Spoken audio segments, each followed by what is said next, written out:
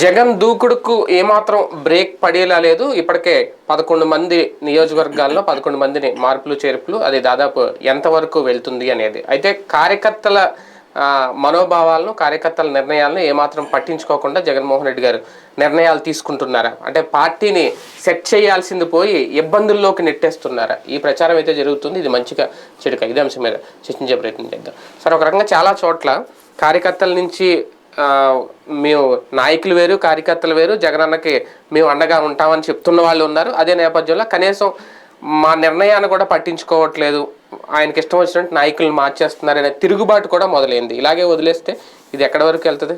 అది పిల్లల ఆట తప్పించి పెద్ద ఇష్యూ ఏం కాదు. ఎందుకంటే కార్యకర్తలు అంటే ఆ నాయకుడు అనుచరుడు కార్యకర్త, పార్టీ కార్యకర్త అందరూ ఒకటే. అవును. కాకపోతే ఇప్పుడు ఈ గొడవ చేసేవాళ్ళు ఎవరు? ఫర్ ఎగ్జాంపుల్ మోపిదేవి వెంకటరమణ తరఫున మోపిదేవి వెంకటరమణకి ఏమో రాజ్యసభ ఇచ్చాడు ఏకంగా. అదొద్దు రేపల్లె అంటే అట్లా కోరుకునేవాడు ఆయన ఎదుగుదల కోరుకున్నట్ట, నాశనం కోరుకున్నట్ట.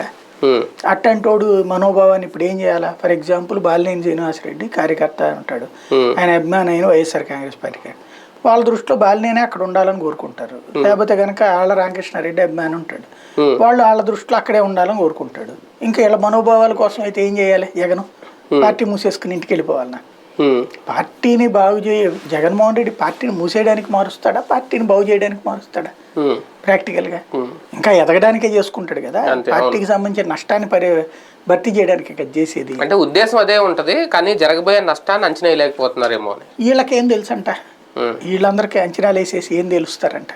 వీళ్ళు ఏమన్నా అంత ఎక్స్పర్ట్లు, పండితులా? ఎవడు కాడు మేమే తోపులు అనుకుంటే అది వేరేగా ఉంటుంది. నాయకులు కంట్రోల్ చేయాలి అట్లాంటిది.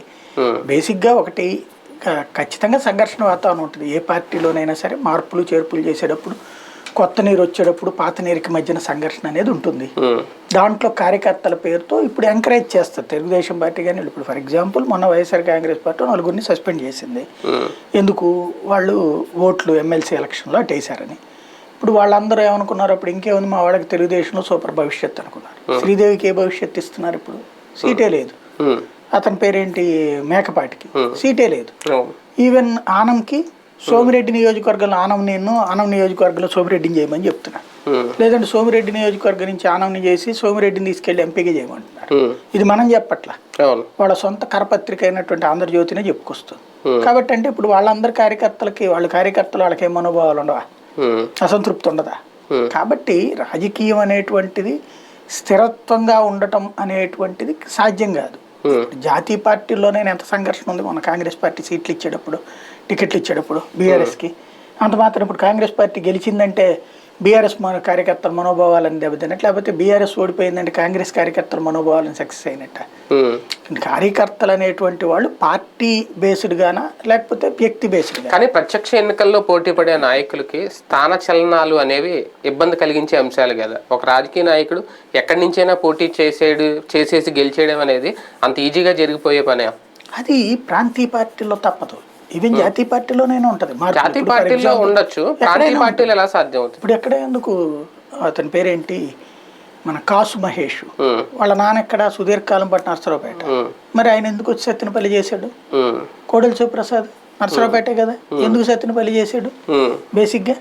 అట్లాగే ఇప్పుడు ఎక్కడ ఎందుకు కారుమూరి, ఇంతకుముందు కారుమూరి నాగేశ్వరం ఇంతకుముందు దెందులూరు కదా చేసింది, ఇప్పుడు తణుకులో చేశాడు కదా. అట్లాగే చాలా మంది మార్పులు చేర్పులు జరిగినాయి. వైఎస్ఆర్ కాంగ్రెస్ పార్టీలోనూ జరిగినాయి, తెలుగుదేశం పార్టీలోనూ కూడా జరిగినాయి. ఇప్పుడు దేవినేని ఉమా ఉన్నాడు, ఇదివరకు నందిగామ సీటు, నందిగామ ఎస్సీ అయ్యాక మైలవరం చేశాడు. మైలవరంలో ఆల్రెడీ జ్యేష్ఠ రమేష్ వీళ్ళు ఉన్నారు, వాళ్ళందరినీ పక్కన పెట్టించారు కదా. పార్టీని సింబల్ చూసి అభ్యర్థిని గెలిపించేస్తారా? అంతే కదా. ఇది లోకల్ గా వీళ్ళ ఇమేజ్ అనేటువంటిది ఒక ప్యాటర్న్. వీళ్ళదే ఎక్కువ ఉందనుకో పార్టీ మార్చదు, వీళ్ళ ఇమేజ్ తక్కువ ఉన్నప్పుడు పార్టీ మారుస్తుంటుంది. అంటే ఒక్కొక్క టైంలో ఆ వ్యూహాలు బిడిసికొట్టవు. అప్పుడు విడుదల రజని గారికి అక్కడ మంచి బలం ఉంది అని ఆవిడ గెలిచారు, అక్కడ ఇప్పుడు మంత్రిగా కూడా చేస్తున్నారు. ఆవిడ తీసుకొచ్చి ఇప్పుడు గుంటూరు పెడుతుంటే ఇక్కడ కార్యకర్తలు ఎంతవరకు సపోర్ట్ చేస్తారు? ఇక్కడ స్థానికులు వీళ్ళు మారరు కదా. కార్యకర్త అనేవాడు పార్టీని చూసేస్తాడు, మనిషిని చూసేస్తాడు అనేది లెక్క ఇక్కడ. అది కామన్ గా ఉంటది. మనిషిని చూసేసుకునేటట్టయితే కనుక ఆడు పార్టీ కార్యకర్త అవుడు. అంటే వ్యక్తి బలం కూడా ఉంటుంది. అదే అనేది వ్యక్తిని చూసుకునేసేటట్టయితే ఆడు పార్టీ కార్యకర్త అవుడు. పార్టీ కార్యకర్త అనేవాడు ఇప్పుడు భారతీయ జనతా పార్టీలో ఎక్కడో ఉన్నటువంటి బండి సంజయ్ని తీసుకొచ్చి ఏకంగా ఇచ్చారు. ఇప్పుడు కాబట్టి హైదరాబాద్లో ఉన్న కార్యకర్తలు మా మనోభావాలు దెబ్బతిన్నాయి అంటే ఎట్లాగా, లేకపోతే కిషన్ రెడ్డిని తీసుకొచ్చి పెట్టారు బండి సంజయ్ని పక్కన పెట్టి, కాబట్టి మా మనోభావాలు దెబ్బతిన్నదంటే ఎట్లాగా. ప్రాక్టికల్ గా కార్యకర్త పార్టీని కాపాడుకోవాలి. ఇదేంటి ర్యాపో అంటాం, నాయకుడితో ర్యాపో. ఇప్పుడు ఫర్ ఎగ్జాంపుల్ విడుదల రజనీ ఉంది, చిలకలూరుపేటలో ఎంత వ్యతిరేకత ఉంది ఆవిడకి.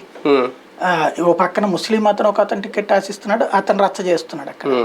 రెండో పక్కన సొంత పార్టీలోనే ఉన్నటువంటి ఎంపీకి ఆమెకి అసలు పడదు, శ్రీకృష్ణదేవరాయలకి. అక్కడ ఇన్ని వర్గాల మధ్యలో ఆమె గెలిచేస్తాను ఎట్లా చెప్తారు. వాస్తవంగా అయితే ఆమెను తొక్కేయాలనుకుంటే సాంతం సీట్ ఇవ్వకుండా ఉండాలి కదా. కానీ గుంటూరు 2 ఎందుకు తీసుకొచ్చారు, దాంట్లో కొన్ని లాజిస్టిక్స్ ఉన్నాయి. ఆమె బీసీ కావడం ఒక ఎత్తు, ఇక్కడ కాపు సామాజిక వర్గం బలంగా ఉన్నటువంటి సెగ్మెంట్, కాపు ప్లస్ బీసీ ఇక్కడ హైయెస్ట్ ఓట్లు కాపు ఉన్నది. ఆ తర్వాత బీసీలో ఓట్లు ఎక్కువ ఉన్నాయి. ఇక్కడ వాళ్ళ ఆయన కాపు, ఆవిడ బీసీ, ఈ కాంబినేషన్ ఇక్కడ. ఇంతకుముందు శ్రీదేవి ఉంది, వాళ్ళ ఆయన కాపు, ఆవిడ ఎస్సీ, కాబట్టి అక్కడ ఇచ్చారు. అంటే ఇక్కడ కులాలు, భార్య భర్త ఈక్వేషన్స్ అన్ని కూడా చూస్తారు. వాటన్నిటి ఆధారంగా ఉంటుంది. సక్సెస్ అవ్వచ్చు, ఫెయిల్ అవ్వచ్చు, అది ఎలక్షన్ డిసైడ్ చేస్తారు. కానీ అంత ఫ్యాన్ వేవ్ లో కూడా తెలుగుదేశం పార్టీ నుంచి గెలిచాడు ఆయన మద్దాలగిరి. ఆయనకి స్థానచలనం అంటే రేపొద్దున మళ్ళీ నెగ్గుకు రావడం కష్టం అవుతుందేమో. ఖచ్చితంగా తెలుగుదేశం పార్టీ ఓటు అనుకోవచ్చు కదా, గిరిని అని ఎందుకు అనుకోవాలి. గిరి మాస్ ఇమేజ్ ఉన్న లీడర్గా తెలుగుదేశం సీటు, ఇప్పుడు తెలుగుదేశం స్ట్రాంగ్ గా ఉండి జనసేన కూడా ఉన్నటువంటి సీటు. కాబట్టి వాళ్ళిద్దరు కాంబినేషన్ ఏముంటుంది, కమ్మ ప్లస్ కాపు కాంబినేషన్ వాళ్ళది. దానికి ఆల్టర్నేటివ్ కాంబినేషన్ ఇతను కాపు ప్లస్ బీసీ అనేటువంటి ఫార్ములా అనేది వాళ్ళు అది చేసేసారు. కాబట్టి మనం ఇంకా గెలవలేని సంకల్ప. విడుదల రజనీ గారి విషయం కానీ లేదంటే సుచరిత గారి విషయంలో కానీ, అంటే కొంతమంది ఈ స్థానచలనాల్లో వీళ్ళు గెలవలేరనే ఉద్దేశంతో మార్పులు చేస్తున్నారా, లేదంటే వీళ్ళని ఇంకా పొమ్మని లేక పొగపెట్టే ప్రయత్నం. ఇప్పుడు తాడికొండ ఇన్ఛార్జిగా పెట్టారు ఆవిడ్ని ప్రతిపాడు నియోజకవర్గం నుంచి. అక్కడ ఆల్రెడీ ఉండవల్లి శ్రీదేవి గారు బయటకు వచ్చేసారు. అక్కడ ప్లస్ అమరావతి పట్టున్న ప్రాంతం మంచిగట్టే, అలాంటి చోట నెగ్గుకు రాగలడం అనేది సాధ్యం అవుతుందా? పోరాటం అనేటువంటిది ఎప్పుడు ఉంటుంది. అంటే ఆ క్యాండిడేట్ అంటే ఆవిడ స్థాయి శ్రీదేవితో పోల్చుకుంటే ఈవిడికి ఎక్కువ క్యాడర్ అంటే పత్తిపాడులో ఉండొచ్చు. ఆవిడ బలం అంతా ఈ నియోజకవర్గంలో ఉంటది. పార్టీకి బలం ఉంటది, ఆవిడ వ్యక్తి బలం కాదు. వ్యక్తి బలం అయితే గనక ఏనాడో వీళ్ళందరూ ఇండిపెండెంట్ గానే పోటీ చేసి గెలుద్దరు కదా.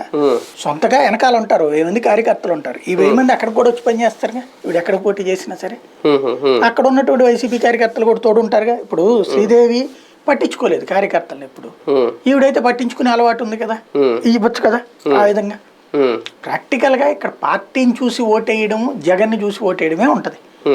దాన్ని కింద స్థాయిలో కొన్ని బలహీనతలు ఉంటాయి. ఏది ఆయా వ్యక్తుల మీద ఉండేటువంటి వ్యతిరేకత, ఇది పార్టీ మీద వ్యతిరేకత కూడా కొత్త ముఖాలు చూపెట్టడం ద్వారా మార్చడం అనేటువంటి ప్రయత్నమే చేస్తుంది. కేసీఆర్ చేయికి దెబ్బతిన్నాడు, కాంగ్రెస్ చేసి ప్రయోజనం పొందింది. కర్ణాటకలో చేయికి దెబ్బతిన్నటువంటిది భారతీయ జనతా పార్టీ, చేసి సక్సెస్ అయింది కాంగ్రెస్ పార్టీ. గెలుపు కోసం చేస్తున్న సాహసమా, లేదంటే జగన్మోహన్ రెడ్డి గారి దూకుడు అనుకోవాలి ఈ నిర్ణయాలు? ఇది సాహసం అంటే మెరుపుగా చేయటం. ఏడాది ముందు నుంచినే చెప్పి, ఏడాది ముందు నుండి మోటివేట్ చేస్తూ, మీలో కొంతమందికి వస్తుంది కొంతమందికి రావడం చెప్పి, ఇంత చెప్పిన తర్వాతన అది విధాన నిర్ణయం ఆలోచన పరమైనటువంటిది అవుతుంది, కానీ దూకుడు అవ్వదు కదా. పార్టీని గెలిపించడం ఒకసారి. ఇప్పుడు తన 2000 తన యాటిట్యూడ్ ఒకటి ఉంటది, కాంగ్రెస్ పార్టీలో తన మాట నెగ్గట్లేదు అనుకున్నప్పుడు బయటకు వచ్చేసాడు. ఆ రోజున 2009 నాటికి అంటే కాంగ్రెస్ పార్టీ కేంద్రంలోను రాష్ట్రంలో అధికారంలో ఉన్నప్పుడు ధైర్యం చేస్తాడా ఎవడన్నా? చేశాడు. చివరిలో పోయాడంటే ఒక అర్థం ఉంది. వెళ్ళటం, కేసులు పెడతారు, జైల్లో వేస్తారన్నా కూడా భయపడలేదు కదా. జైల్లో పెట్టినా కూడా మళ్ళీ వెళ్ళి కాంగ్రెస్ కాళ్ళు పట్టుకోలేదు కదా. అక్కడి నుంచి సాగినటువంటి ప్రస్థానంలో చూస్తే ఎప్పుడూ కూడా తను ఒక స్థిర నిర్ణయం తీసుకుని పోతాడు. దాన్ని ఎక్కడ వెనక్కి తగ్గడు. వెనక్కి తగ్గమని చెప్పినా కూడా తగ్గలేదు, దెబ్బతిన్నా కూడా. ఇప్పుడు 2014 తర్వాతనే ఎదురు దెబ్బతిన్నాడు, కానీ ఏం వెనక్కి పోలేదు కదా. ఇంకొక అడుగు ముందుకేసుకుంటూనే వస్తాడు. తను తీసుకున్న నిర్ణయాన్ని ఆచరణలో పెట్టేటువంటి రూట్లో జగన్మోహన్ రెడ్డి స్థిరత్వంతో ఉంటాడు. అందులో ఎవరో ఏదో ఫీల్ అవుతారని ఆలోచించే క్యారెక్టర్ కాదు అతని దగ్గర ఉన్నటువంటి స్పెషాలిటీ. ఏంటంటే వాళ్ళు ఫీల్ అవుతారు, వీళ్ళు ఫీల్ అవుతారు, చివరిదాకా సాగదీద్దాం. ఇప్పుడు చంద్రబాబు గారు చూడండి, రేపొద్దున ఆయన చాలా మార్పులు చేస్తారు. రేపొద్దున చేసేటువంటి అన్ని చివరిదాకా సాగదీస్తా, వాళ్ళని పిలిచి కూర్చోబెట్టి, వీళ్ళని పిలిచి కూర్చోబెట్టి, అటు మాట్లాడి ఇటు మాట్లాడి ఫైనల్గా గందరగోళపరుచుకుంటారు. రేపు జనసేన వాళ్ళు వచ్చినప్పుడు మరి అక్కడ సీట్లు సిట్టింగ్ లోళ్ళు పోతాయి కదా. ముందే గొడవలు జరగట్లేదా అక్కడ? అయినా ఏమన్నా ఆగుతున్నదే? నిర్ణయం అయితే తీసుకోవాల్సిందే కదా. తీసుకున్నప్పుడు మరి వాళ్ళదంతా ఏం చేయాలి? చివరిదాకా సాగదీశారనుకోండి, కన్ఫ్యూజనే కదా. ఇతను ఏడాదికి ముందు నుంచి ప్రిపేర్ చేస్తున్నాడు. దానివల్ల అసంతృప్తులైన వాళ్ళు ఇవాళ కొత్తగా అదే సుచరిత తరపున ఎంత పెద్ద ఇష్యూ నడిచింది ఇంతకుముందు, మరి సెటరైట్ అయింది కదా. లేదు ఇప్పుడు వెళ్ళిపోవచ్చు కూడా కొంతమంది. రఘురామకృష్ణరాజు చెప్పినట్టు 50 మంది వెళ్ళిపోవచ్చేమో, వెళ్ళిపోతే ఇంకో 50 మంది వస్తారు. కానీ అభ్యర్థులు దొరకని పరిస్థితుల్లో వైసీపీ ఉందా, లేకపోతే ఓడిపోతామనే భయంతో ఉన్నారా వాళ్ళు? ఆ భయంతో ఉంటే వేరుగా ఉంటుంది ప్రాక్టికల్ గా. అప్పుడు తీశారనుకోండి ఈ పార్టీకి రచ్చరచ్చ నడిచేది. ఇప్పుడు నిన్న చూడండి మదలగిరి ఏం మాట్లాడలా, ముందు అతను ఏదో వాళ్ళ అబ్బాయి నాగిరెడ్డి వాళ్ళ అబ్బాయి గొడవ పడ్డాడు అన్నారు. తీరాజు వస్తే అతనే ఆయన కలిసి నన్ను వైవి సుబ్బారెడ్డి కలిసారు, మేమేం గొడవ పడట్లేదు, మీరు ఏది ఇస్తే అదని చెప్పేసి కూర్చున్నారు. అదే సందర్భంలో ఆళ్ళ రామకృష్ణారెడ్డి బయటకు వచ్చి ప్రెస్ మీట్ పెట్టేస్తున్నాడు, ఇంకేముంది తూర్పారబడతారన్నారు. ఏం మాట్లాడలేదు కదా బేసిక్గా. కాబట్టి ఇవన్నీ కూడా ప్రాక్టికల్గా మీడియాలో వచ్చేటువంటిది. తెలుగుదేశం ఇప్పుడు వీళ్ళ గురించి ఆంధ్రజ్యోతి రాసుకొచ్చిందేమో ఎవరు ఆనం రామనారాయణ రెడ్డికి మారుస్తారు, లేకపోతే వీళ్ళిద్దరికి ఇవ్వరు, వాళ్ళకి ఆల్టర్నేటివ్ చూస్తారనినేమో చాలా బాధ్యతాయుతంగా నిర్మాణాత్మకంగా రాసుకొస్తుంది. అదే వైఎస్ఆర్ కాంగ్రెస్ పార్టీ అయితే రచ్చరచ్చ అయిపోతుంది, చండాలం చేసేస్తున్నారు, రాసేస్తారు. అది ఏంటంటే జగన్ ఏం చేసినా వ్యభిచారమే, చంద్రబాబు ఏం చేసినా శృంగారం. అది వాళ్ళకు ఉన్నటువంటి జబ్బు కాబట్టి వాళ్ళు రెచ్చగొడతానే ఉంటారు. ఈ స్థాన చలనాలు, ఈ మార్పులు, లేదంటే కొత్త వారికి అవకాశాలు ఇవ్వడాలు సీనియర్లకి ఇబ్బంది పడే అవకాశం ఉంటుంది. ఎందుకంటే పేన్ నాని లాంటి వాళ్ళు ఓపెన్ అయిపోయారు. ఆయన ఓపెన్గా చెప్పారు, ఈసారి నేను బరిలోకి దిగడం అనేది జరగదు, నేనైతే పోటీ చేయట్లేదు, మా అబ్బాయికి సీట్ ఇస్తే ఆయన పోటీ చేస్తాడు, లేదంటే ఎవరికి ఇచ్చినా మేము సైనికుల్లా పనిచేస్తాము, జగన్ సైనికుల్లాగా అని ఆయన చెప్పిన మాట. ఓకే, ఆయన మనస్ఫూర్తిగా చెప్పారు, లేదంటే వాళ్ళ అబ్బాయికి సీట్ ఆశిస్తున్నారు. ఇలాంటి వాళ్ళు చాలామంది ఉన్నారు. కొత్త వారితో ప్రయోగం చేయడానికి జగన్ సిద్ధంగా ఉన్నారా? అటువంటి చేయకపోతే ఇటువంటి వాళ్ళు నిజంగానే జగన్ వెంట ఉండి పనిచేస్తారా? ప్రయోగం జరుగుతుంది. ప్రయోగం అనేటువంటిది పార్టీ శాశ్వతమైనటువంటి నిర్మాణం కోసం, ఇది సంధికాలం. ఈ టైంలో ప్రయోగం సక్సెస్ అయిందంటే కనుక ఈ ట్రిప్ తెలుగుదేశం ఓడిపోయిందంటే ఇక తెలుగుదేశం పార్టీ అనే పోటీ నుంచి తప్పుకున్నట్టు అయిపోతుంది. అది ఆటోమేటిక్గా వైఎస్ఆర్ కాంగ్రెస్ పార్టీకి లైఫ్ లాంగ్ స్టాండింగ్ అవుతుంది. ఆ తర్వాత నెక్స్ట్ ఎలక్షన్స్కి వచ్చేటప్పుడు బీజేపీ వర్సెస్ వైసీపీ అవుతుంది తప్పించి తెలుగుదేశం వర్సెస్. ప్రయోగాలు చేసే పరిస్థితిలో ఉందా వైసీపీ? ఇప్పుడు ప్రయోగాలు అవసరం ఈ టైంలో? ఎవరైనా సరే అధికారంలో ఉన్నటువంటి వాడు ఏమి కాకుండా మూసుకు కూర్చుని వెళ్తే ఏమవుతుంది? ప్రయోగాలు కొత్తగా చేయట్లేదు, అది 5 ఏళ్ల నుండి చేసుకొస్తూనే ఉంది. ఒక బీసీ మంత్రాన్ని తీసుకురావడం కానీ 2014 నుంచి ప్రయోగాలు చేస్తూనే ఉంది. అంటే దాదాపు 50% ఓటు బ్యాంకు ఉన్న ఒక పార్టీ ఇలాంటి ప్రయోగాలు చేస్తే ఆ ఓటు బ్యాంక్ శాతం పెరుగుద్దా, లేదంటే ఇంకా తగ్గుతుందా అని? 50% ఓట్లు ఉన్నోడు కూడా ప్రయోగం చేయకపోతే ఇంకెవడు చేస్తాడు? 10% ఉన్నోడు చేయగలుగుతాడు. ఇప్పుడు చిరంజీవి బీసీలకు ఇస్తానన్నాడు అనుకోండి, వాళ్ళ కాలేదు, జనం నమ్మలేదు. ఎందుకని? నీకున్న ఓట్లే 0 అయితే ఇప్పుడు నువ్వు తెచ్చుకునే ఓట్లతో ఏంటన్నారు? కాపులు ఎక్కువ మంది గెలిచారు కానీ మిగతా వాళ్ళు గెలవలేదు కదా పెద్దగా. అట్లాగే కాపు పార్టీగా ముద్ర పడిపోయింది, అది శాంతం కనుమరుగైపోయింది. జగన్ అట్లాగా కుల ముద్ర వేసుకోదలుచుకోలేదు, రెడ్డి సామాజిక వర్గం వాళ్ళే పక్కన పెడతాం అనుకుంటున్నాడు. ఇప్పుడు బీసీ అనేటువంటిది దేశవ్యాప్తంగా ఒక ఎజెండా కిందకి బీజేపీ తీసుకొస్తుంది. నరేంద్ర మోడీని తీసుకొచ్చిన దగ్గర నుంచి చూసుకుంటే దేశం కదా. ఇప్పుడు చూడండి, మధ్యప్రదేశ్లో బీసీని తీసుకురావడం, ఎస్సీని ఛత్తీస్గఢ్లో తీసుకురావడం, ఓసీని ఇక్కడ తీసుకురావడం, వీళ్ళందరూ 15 ఏళ్ళు 20 ఏళ్ళు అనుభవం ఉన్నటువంటి వాళ్ళే కదా. మరి అట్లాంటి వాళ్ళని తీసి పక్కన పెట్టి బీసీ మంత్రాన్ని ముందుకు పెట్టుకొస్తుంది. అట్లాంటప్పుడు అలాగే దేశవ్యాప్తంగా రకరకాల మార్పు చేర్పులు చేసుకొస్తుంది. తెలంగాణలో బీసీ ముఖ్యమంత్రి నినాదం తీసుకొచ్చింది. ఇట్లాంటి దశలో బీసీలకి ప్రతిపక్షంలో ఉన్నోడు నేను అధికారంలోకి వస్తే బీసీలకి రాజ్యాధికారం ఇస్తానంటే వెరితనంగా ఉంటుంది. అలా కాకుండా అధికారంలో ఉన్నటువంటి వాడు నేను ఇంత ఇస్తున్నాను, ఇప్పుడు నాకున్నటువంటి అంచనా ఏంటంటే ఎస్సీ ఎస్టీ సీట్లు పోను, మిగిలిన సీట్లలో 33% బీసీలకు ఇవ్వబోతున్నాడు. అది పక్కా రిజర్వేషన్ అనేటువంటిది మాటలకి. అంటే వైఎస్ఆర్ కాంగ్రెస్ పార్టీ ఇప్పుడు పక్కన ఢిల్లీలో జంతర్ మంతర్ దగ్గర కార్యక్రమాలు ఇట్లు చేస్తుంది, పార్లమెంట్లో బిల్లు కూడా పెట్టింది బీసీలకి చట్టసభలో రిజర్వేషన్ కావాలి. కానీ అది జరగట్లేదు కదా. ఇప్పుడు ఏంటి, ఒక తెగింపుతో కూడిన నిర్ణయం, పార్టీ పరంగా మేము బీసీలకు ఇస్తున్నాం, అధికారంలో ఉన్న నేను ప్రయోగం చేస్తున్నా బీసీలకి. ఇప్పుడు మీరు చూసుకోండి, ఎందుకని 2 కోట్ల మంది బీసీలు ఉన్నారు ఆంధ్రప్రదేశ్, వాళ్ళలో 50% నమ్మిన కోటి అవుతుంది కదా. బేసిక్గా ఒక మార్పు అనేటువంటిది అతి పెద్దదైనటువంటి ప్రయత్నం. అది శాశ్వత ఓట్ బ్యాంక్. అంటే తెలుగుదేశం పార్టీకి శాశ్వత ఓటు బ్యాంక్గా ఇన్ని సంవత్సరాలు ఉంది. కానీ బీసీలకు సంబంధించినంత వరకు ఎవరు అభ్యున్నతి చెందున్నారు వాళ్ళలో? అచ్చెన్నాయుడు ఇప్పుడు అధ్యక్షుడు అయ్యి ఉన్నాడు, లేకపోతే అయ్యన్న పాత్రుడే ఉన్నాడు అనుకుందాం. వీళ్ళ ద్వారా బీసీలకు ఏం న్యాయం జరిగింది? వాళ్ళ పరమైనటువంటి కాన్సెప్ట్లోకి వచ్చేటప్పటికి బీసీ అన్నటువంటిది ఒక ఎజెండా కిందకి తీసుకుంటున్నారు. అంటే పార్టీ బీసీ, అధికారం వాళ్ళది. ఇక్కడ సొంత వాళ్ళని పక్కన పెట్టడం అన్నటువంటి చేసుకొస్తున్నారు. అవును, ఇది ఒక ప్రయోగం ప్లస్ సాహసం అనాలి. సాహసమే.